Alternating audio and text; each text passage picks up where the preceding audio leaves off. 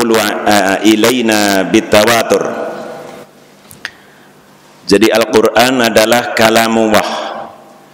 Kalam itu salah satu sifat Allah, sehingga Quran dengan demikian adalah sifat, bukan makhluk. Dulu pada masa khilafah Umayyah pernah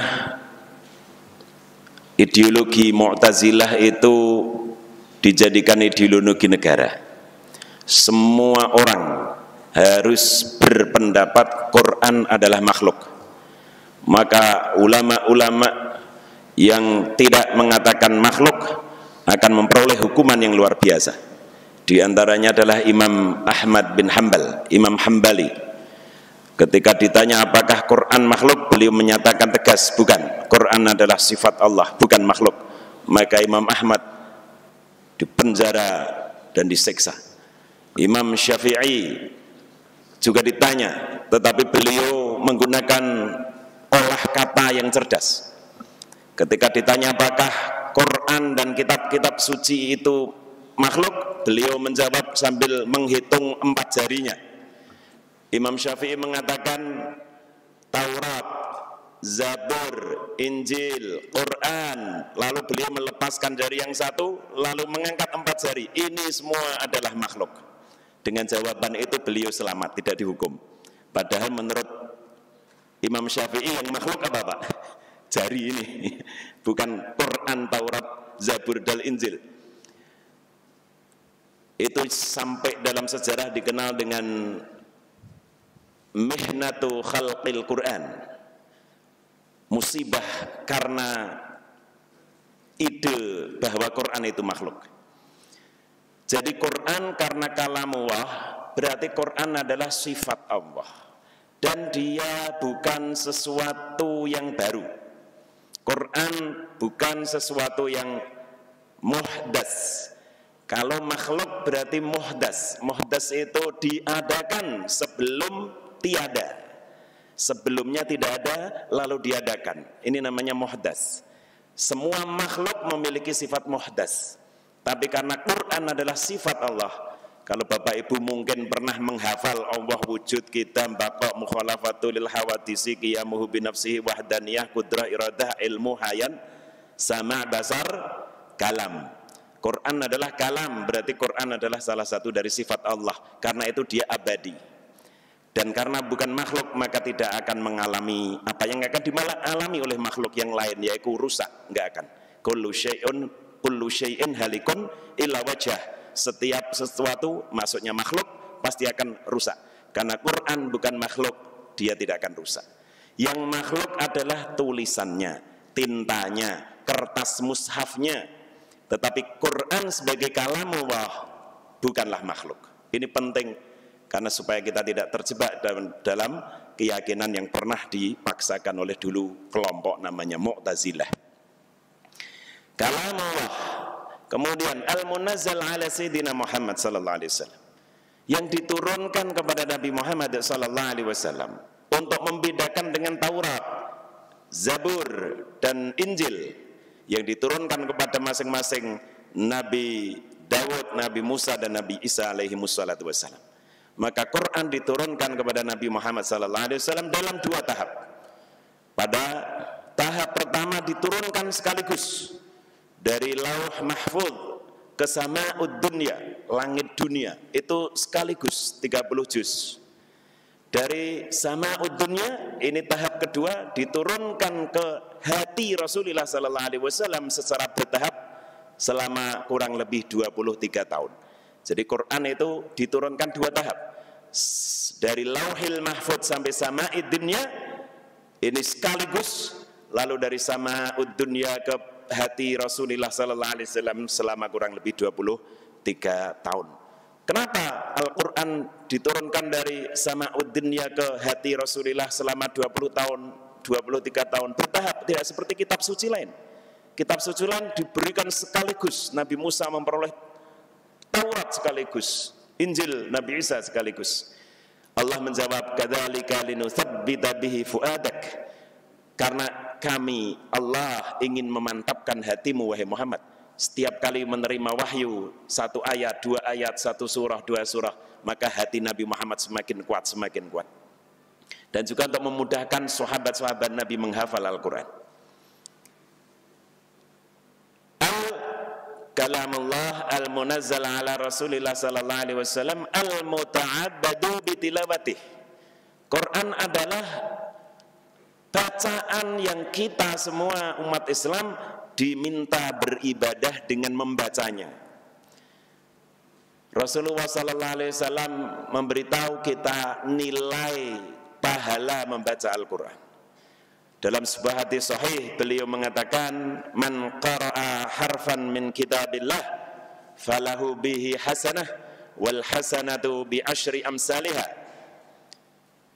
Barang siapa membaca 1 huruf dari kitab Allah Al-Quran ini, maka 1 huruf dapat 1 kebaikan hasanah, dan 1 hasanah dilipatkan menjadi 10. La aqulu alif lam mim harfun. Nabi mengatakan alif lam mim bukan 1 huruf, tetapi alif 1, lam 1, mim 1. Jadi kalau Bapak Ibu membaca alif lam mim, berarti membaca 3 huruf, 1 huruf bernilai 1 hasanah, dan 1 hasanah dilipatkan menjadi 10. Membaca alif lam mim memperoleh 30 hasanah. Dan hasanah itulah yang selalu kita minta hampir setiap kali kita berdoa. Rabbana atina fid dunya hasanah. Maka kalau doa itu benar-benar ingin dikabulkan oleh Allah, perbanyaklah membaca Al-Quran, karena 1 huruf akan diberi 10 hasanah. Dan itu untuk jaga-jaga, Bapak Ibu sekalian, jaga-jaga. Di akhirat kata Nabi, naudzubillah, nanti ada orang yang muflis, orang yang bangkrut. Rasulullah bertanya kepada sahabat, atadruna manil muflis? Siapakah orang yang bangkrut itu? Orang-orang menjawab, man la dinara wa la dirham, orang yang enggak punya uang ya Rasul. Bukan. Bangkrut di dunia itu enggak masalah, bukan masalah besar. Dunia dan akhirat itu ibarat 1 tetes air dibandingkan 1 samudra. Jadi kalau kita rugi dunia, rugi setetes. Kalau kita memperoleh dunia, ya dapat setetes. Lalu siapa yang muflis itu? Kata Rasul, man ata yaumal qiyamati bisalatin wa siyamin wa zakatin.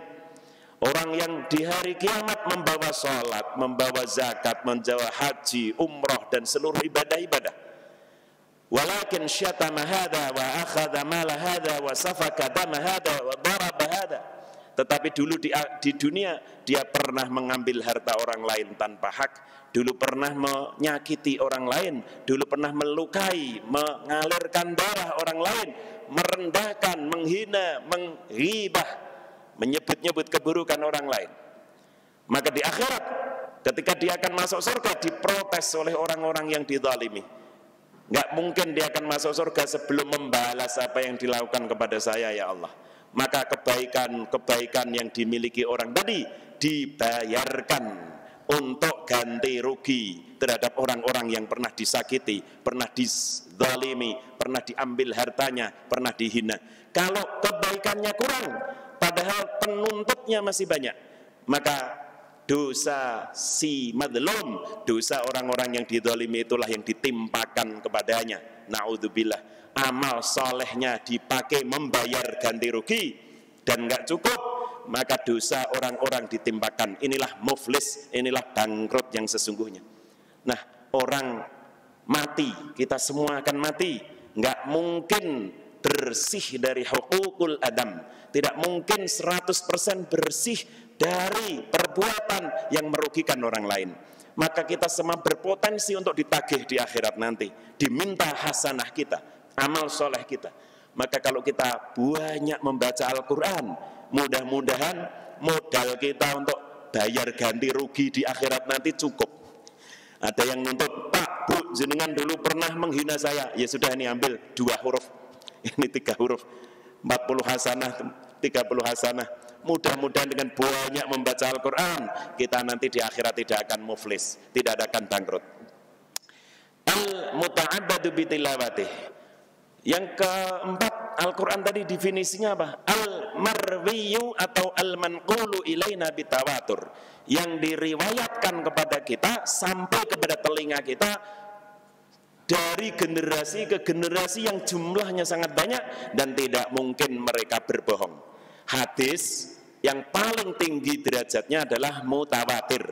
Mutawatir itu hadis yang dari Rasulullah didengar oleh sahabat yang sangat banyak, dari sahabat dilanjutkan ke tabi'in yang sangat banyak, dan seterusnya sampai Imam Bukhari, sampai Imam Muslim, dan semua generasi itu tadi saking banyaknya tidak mungkin bersepakat dusta. Kita ibu bapak sekalian kalau sendirian mungkin kita berdusta, berdua, bertiga, berempat, berlima mungkin berdusta, sepakat dusta. Tapi kalau satu cinere perumahan yang solih-solih segini, nggak mungkin sepakat ayo kita berdusta bareng-bareng, nggak mungkin. Quran itu diriwayatkan dari Nabi oleh para sahabat dengan jumlah rawi yang tidak terbatas jumlahnya, dan mereka semua orang saleh, orang terpercaya. Satu saja orang sahabat itu tidak akan ngapusi, tidak akan bohong, apalagi jika mereka bersama sebanyak itu. Maka semua ayat-ayat Al-Quran, baik yang mengatakan 6.666 atau 6.320-an sekian, atau yang lain, semua ayat Al-Quran diriwayatkan secara mutawatir, jadi tidak mungkin ada yang meragukan. Maka Allah Subhanahu wa taala dalam surah Al-Baqarah mengatakan alif lam mim dzalikal kitabu la raiba fih, tidak ada yang meragukan karena diriwayatkan secara mutawatir, meyakinkan sekali, dan tidak mungkin orang sebanyak itu, Pak, dan itu orang-orang baik semua, untuk bersepakat bohong ngarang ayat Al-Qur'an, bohong mengurangi, menambahi, merubah ayat-ayat Al-Quran. Tidak mungkin orang sebanyak itu bisa bersepakat melakukan kejahatan tersebut. Yang kelima, kriteria atau definisi Al-Quran tadi adalah al-mu'jizu bi aqalli suratin minhu, yang menjadi mukjizat bahkan dengan surah terpendeknya. Quran itu mukjizat, arti mukjizat itu menaklukkan, mengalahkan. Dulu pada masa Al-Quran turun, orang-orang yang hebat itu syu'ara, penyair-penyair, sastrawan-sastrawan. Maka Quran diturunkan dalam bahasa, susunan bahasa yang sangat-sangat sastrawi, sehingga para syu'ara angkat tangan. Tidak ada yang mampu menandingi keindahan sastra Al-Quran. Hari ini, apalagi di luar orang Arab, kita orang awam, orang ajam, mungkin nggak bisa menangkap indahnya bahasa Al-Quran. Kalau kita dihadapkan Al-Quran dan Quran Arab, mungkin sama mumetnya, sama-sama susahnya, dan tidak menemukan ini lebih indah daripada ini. Orang hari ini kagum kepada saintis, kepada ilmuwan, karena Quran itu mukjizat khalidah, mukjizat abadi. Maka semua yang dibanggakan manusia, baik sastranya, ilmu pengetahuannya, apapun, Al-Quran akan mengalahkan mereka semua. Dan saya dalam waktu yang singkat akan memberikan sedikit contoh. Nah, kalau hari ini yang didewa-dewakan manusia adalah sains, ilmu pengetahuan, maka Al-Quranul Karim terbukti melahirkan banyak sekali kemukjizatan-kemukjizatan ilmiah. Ada perbedaan penting antara tulisan orang dan kalamnya Allah Subhanahu wa taala. Buku yang ditulis oleh orang, siapapun orangnya, sehebat apapun gelarnya, itu hari ke hari akan terbukti kesalahan, kekurangannya. Itulah kenapa anak-anak kita setiap tahun kok beli buku baru. Kenapa buku kakaknya nggak dipakai adiknya? Karena setelah dibaca setahun, oh ada kekurangan, ada kesalahan, ganti baru lagi. Nanti setengah tahun diteliti, oh ada kesalahan, ganti lagi, dan seterusnya. Tapi Quran, ibu bapak sekalian, Allah menegaskan La ya'tihil batilu min baini yadayhi wala min khalfih. Tidak akan mengalami kekeliruan baik di masa yang lalu maupun di masa yang akan datang. Sampai kapanpun tidak akan terbukti kekeliruannya. Bahkan dari hari ke hari terbukti kebenarannya. Ini kebenaran yang disampaikan Al-Quran di antara contoh yang jangka pendek, jangka menengah, jangka panjang terbukti kebenarannya, insya Allah akan saya sampaikan. Yang jangka pendek, Bapak Ibu tentu mengenal surah Tabat. Surah Tabat itu turun tahun ketiga kenabian. Saat Nabi Muhammad SAW setelah 3 tahun dakwah sirriyah, dakwah sembunyi-sembunyi, oleh Allah diperintah dakwah terang-terangan. Turunlah ayat fasda' bima tu'maru wa 'arid 'anil musyrikin. Maka setelah turun ayat yang memerintahkan dakwah terang-terangan, Rasulullah memanggil semua Quraisy kumpul di Bukit Sofa. Rasulullah berkhutbah di sana, mengajak Quraisy Mekah agar beriman kepada Allah. Abu Lahab marah. Abu Lahab mengatakan, tabban laka ya Muhammad, alihada jama'atana. Celaka engkau Muhammad, hanya untuk inilah kau kumpulkan kami semua di sini. Dibalas oleh Allah, bukan Muhammad yang celaka, tapi engkau wahai Abu Lahab. Turun surah Tabbat. Abu Lahab mengatakan tabbat laka, Allah mengatakan tabbat yada Abi Lahab wa tabb.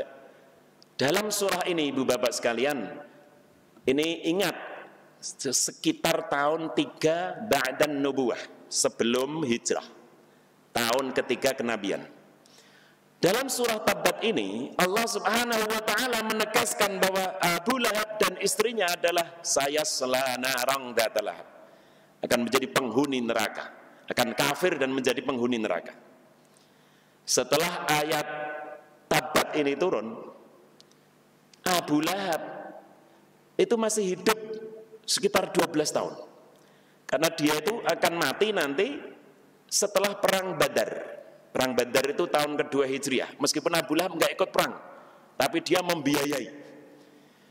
Setelah pasukan Quraisy pulang membawa kekalahan dari perang Badar, maka mungkin Abu Lahab jantungan, mungkin Abu Lahab meninggal. Yang menarik, setelah turun surah Tabat sampai meninggalnya Abu Lahab itu masih ada waktu sekitar 12 tahun.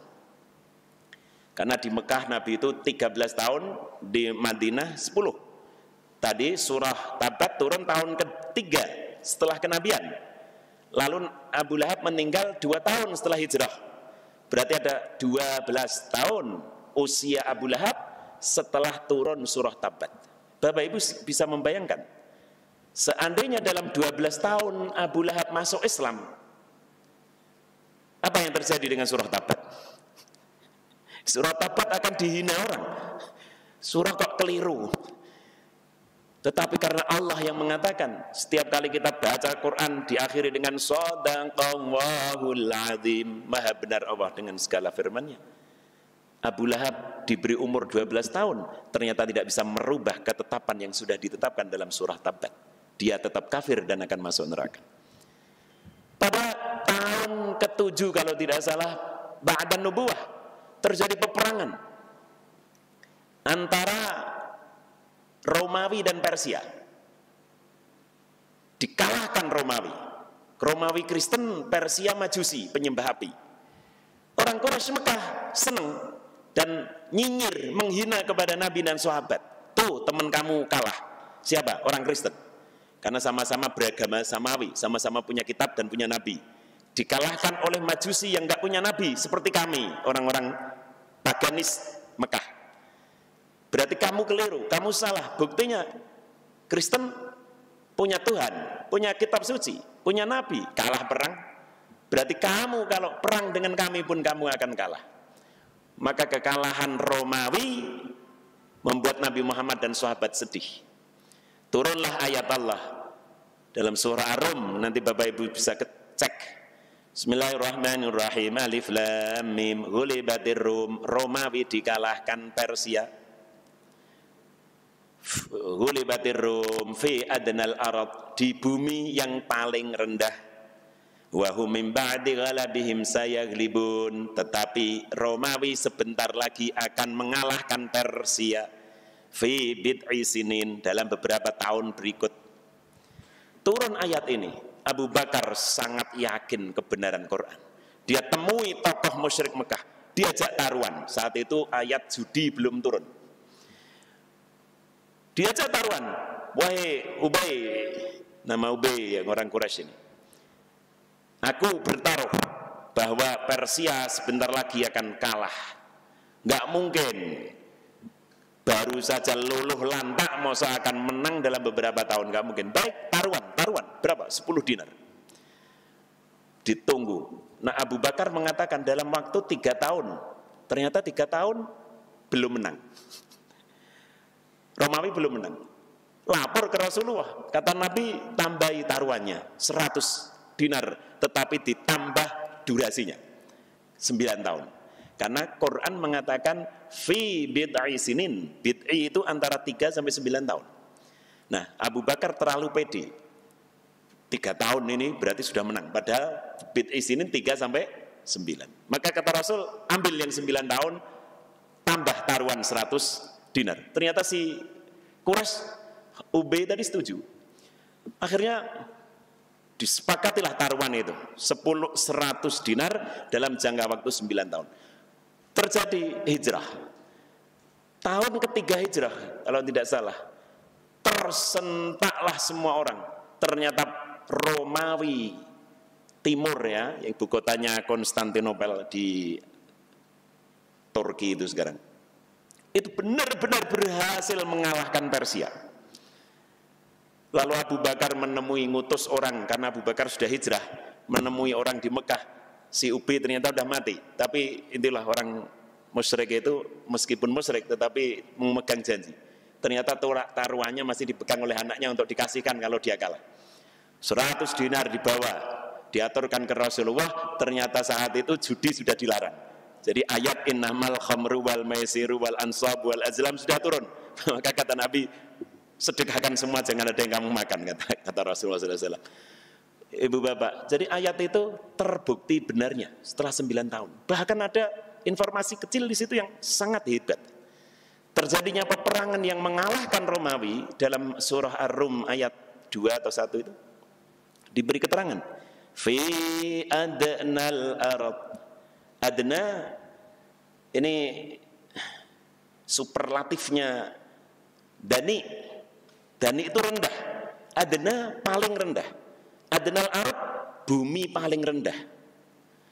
Para sejarawan meneliti di mana sebetulnya lokasi peperangan Romawi Persia saat itu. Ternyata di Yordania, di lembah pinggir laut mati.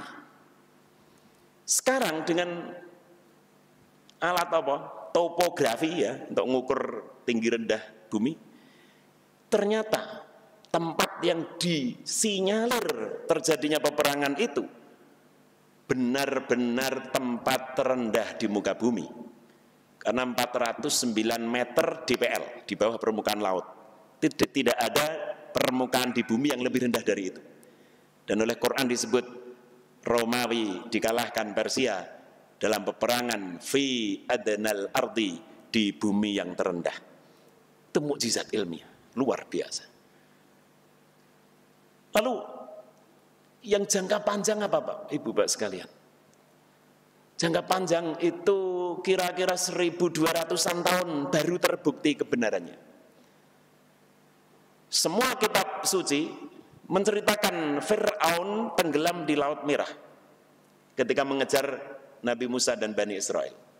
Jadi kisahnya itu, Nabi Yusuf itu Bani Israel. Israel itu nama lain Yakub. Yakub adalah ayah Yusuf. Jadi Yakub itu nama lainnya Israel. Maka semua anak cucu Yakub namanya Bani Israel. Yusuf adalah Bani Israel. Dia dibuang oleh kakak-kakak tirinya, lalu ditemukan pedagang, dijual sebagai budak, dibeli oleh pembesar Mesir. Lalu ceritanya masyhur, Nabi Yusuf alaihissalam tumbuh menjadi sangat ganteng, gagah, pinter, cerdas, terpercaya. Sehingga mendapat jabatan yang tinggi, Menteri Pangan. Karena tahu Bani Israel ada yang sukses di Mesir, maka banyak sekali Bani Israel di Palestina yang mengadu nasib ke Mesir, ingin mengikuti jejak Yusuf. Maka berbondong-bondonglah Bani Israel ke Mesir. Tetapi setelah Yusuf alaihissalam wafat, pamornya Bani Israel menurun. Ya, tidak ada penggantinya seperti Nabi Yusuf, nggak ada. Bahkan lama-lama Bani Israel yang sudah ribuan di Mesir itu diperbudak oleh Fir'aun. Barangkali yang membangun piramid itu adalah budak-budak Bani Israel itu. Maka Nabi Musa setelah Bani Israel diperbudak Fir'aun 200 tahun, diutuslah Nabi Musa membawa 2 misi kepada Fir'aun. Misi iman, yang kedua misi kemanusiaan, yaitu membebaskan Bani Israel dari perbudakan. Karena perbudakan, penjajahan tidak dibenarkan.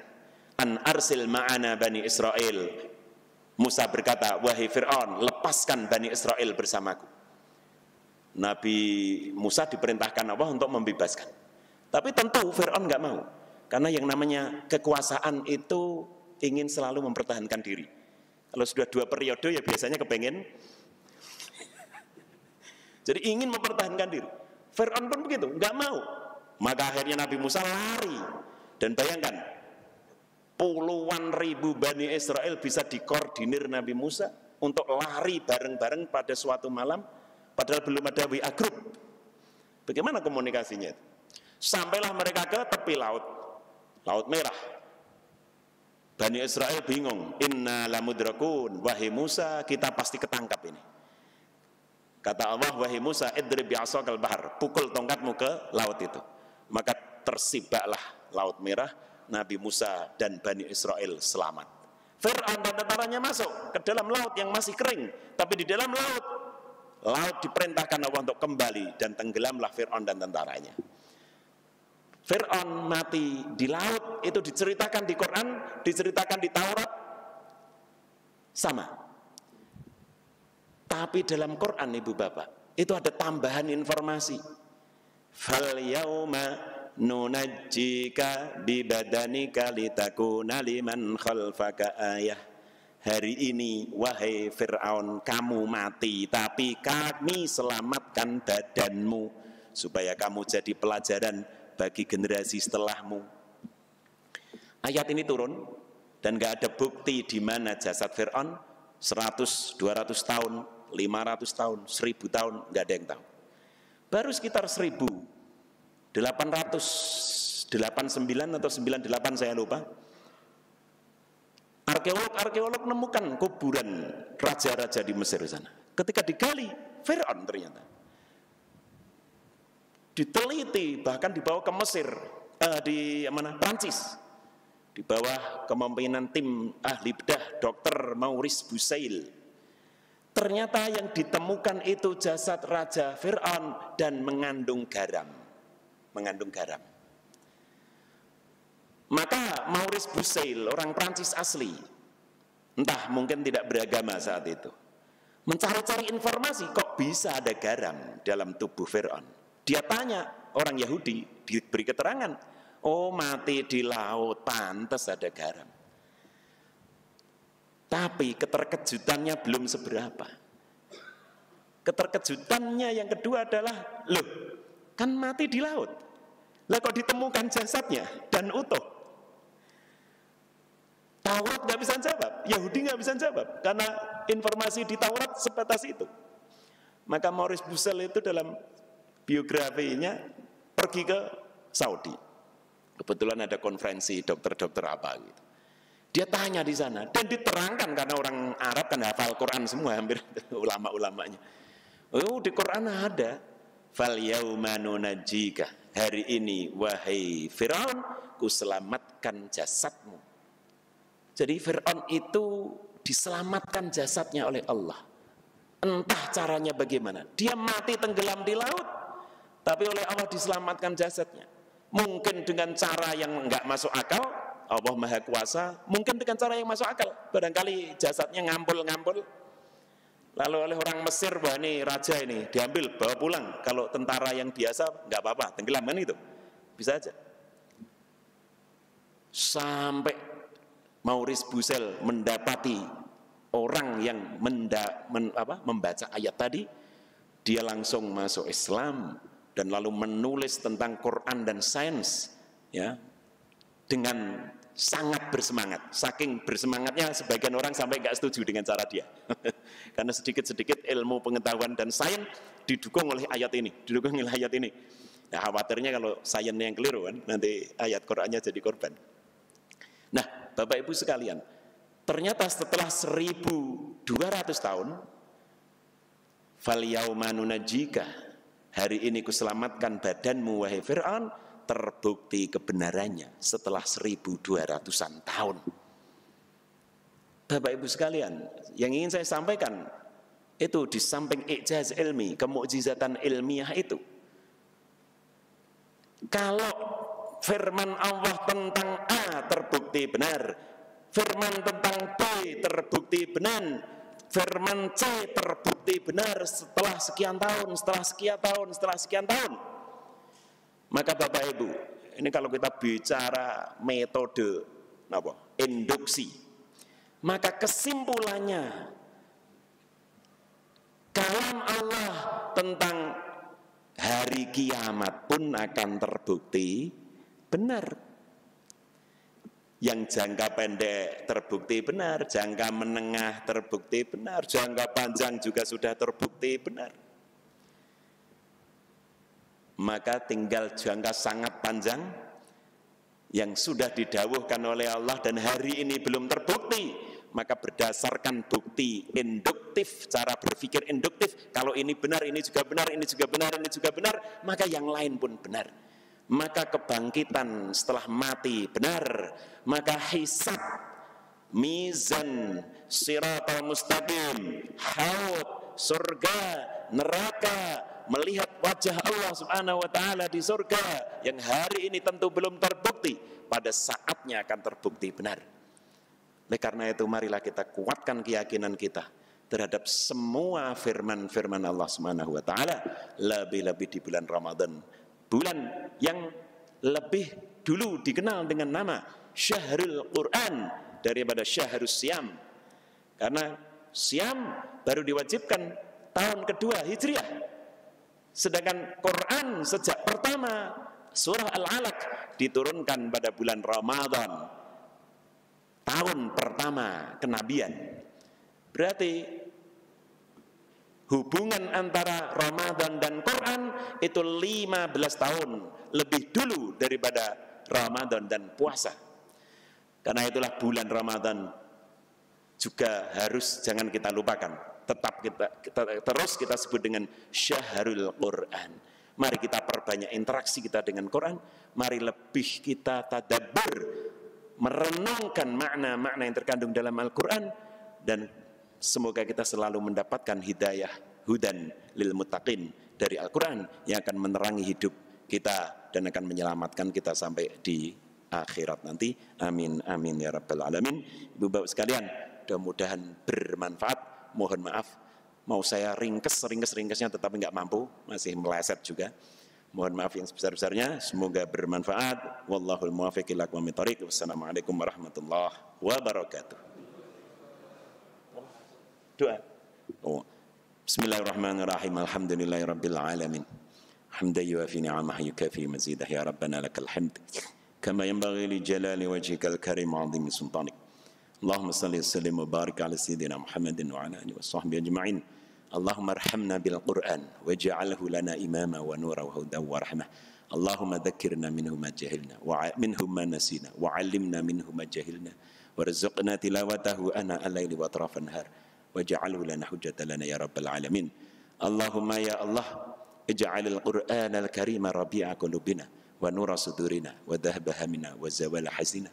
Allahumma ja'alna wa ahlana dhurriyyatina talamidhana min ahli al-ilmi an-nafi' wa min ahli al-Qur'an wa min ahli dzikri wa min ahli la ilaha illallah Muhammadur Rasulullah sallallahu alaihi wasallam wa min ahli husnil khatimah wa min ahli al-jannah برحمتك يا أرحم الراحمين اللهم أدركنا ليلة القدر المباركة برحمتك يا أرحم الراحمين ربنا آتنا في الدنيا حسنة وفي الآخرة حسنة وقنا عذاب النار وصلى الله على سيدنا محمد وعلى آله وصحبه وسلم سبحان ربك رب العزة عما يصفون سلام على المرسلين والحمد لله رب العالمين الفاتحة أعوذ بالله من الشيطان بسم الله الرحمن الرحيم الحمد لله الرحمن الرحيم مالك يوم الدين إياك نعبد وإياك نستعين اهدنا الصراط المستقيم صراط الذين أنعمت عليهم غير المغضوب عليهم ولا الضالين آمين يا رب العالمين. Sekali lagi assalamualaikum warahmatullahi wabarakatuh.